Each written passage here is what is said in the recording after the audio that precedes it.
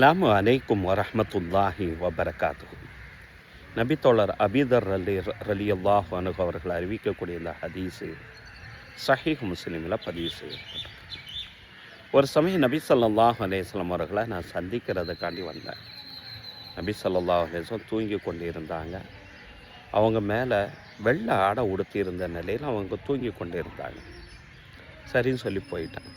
திரும்பவும் வந்தேன். அப்போவும் அவங்க தூங்கிட்டு இருந்தாங்க.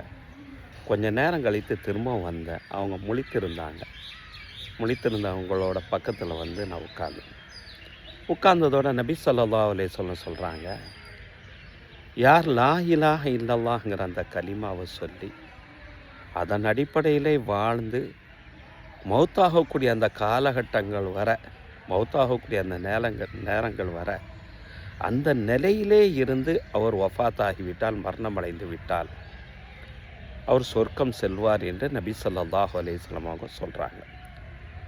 இதை கேட்டுக்கொண்டிருந்த அபூதர் ரலியல்லாஹு அன்ஹு கேட்குறாங்க, யா ரசூலல்லாஹ், அவர் ஏற்கனவே விபச்சாரம் செய்யக்கூடிய நபராக இருந்தாலுமா, திருடக்கூடிய நபராக இருந்தாலுமா என கேட்கக்கூடிய நேரத்தில், அவர் விபச்சாரம் செய்த நபராக இருந்தாலும் சரி, திருடிய நபராக இருந்தாலும் சரி என்று நபி ஸல்லல்லாஹு ஆம் என்று சொல்கிறாங்க.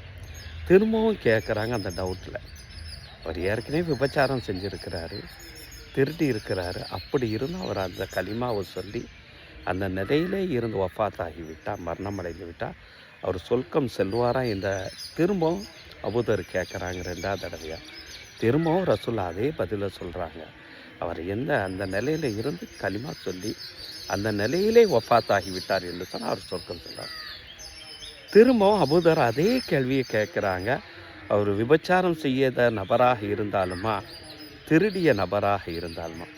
திரும்பவும் ரசூலுல்லாஹ் அதே பதிலில் சொல்கிறாங்க, அவர் விபச்சாரம் செஞ்சாலும் சரி, திருடி இருந்தாலும் சரி, அவர் இந்த கலிமா சொல்லி அதனுடைய அடிப்படையில் வாழ்ந்தார் என்று சொன்னால் அவர் சொர்க்கம் செல்வார். நாலாவது தடவையை கேட்கக்கூடிய ரசூலுல்லாஹ்க்கு கோவம், அபாதர் ரகைபான் போவோம், மூக்கில் மண் ஒட்டட்டுமாக, நான் திரும்ப சொல்கிறேங்கிற அடிப்படையில் ரசூலுல்லாஹ் சொல்லக்கூடிய நேரத்தில் அபூதர் அந்த இடத்த விட்டு வெளியாகுறாங்க. இந்த ஹதீஸினுடைய அடிப்படையில் ஒரு நபர் இஸ்லாத்துக்கு வருவதற்கு முன்பாக, வந்ததுக்கு பிறகு கலிமா சொல்லிட்டு விபச்சாரம் செய்யலாம், திருடலாங்கிறது அந்த அடிப்படையெல்லாம் கிடையாது. வருவதற்கு முன்பாக அந்த நிலையிலிருந்து அந்த கலிமா சொல்லி இருந்தான்னு சொன்னால் அவர் தூய்மையாக ஆகிவிடுவார். அந்த நிலையில் அவர் வஃபாத்தாகிவிட்டார், அவர் சொர்க்கம் செல்வார் என்பது இந்த நோக்கம். வந்ததுக்கு பின்னால் இதையெல்லாம் செய்கிறதா இருந்தால் எதற்காண்டி ஷரியா குற்றவியல் சட்டங்களை ரசூல் ஸல்லல்லாஹு அலைஹி வஸல்லம் நியமிக்கணும்? யோசித்து பாருங்கள் இன்ஷா அல்லாஹ்.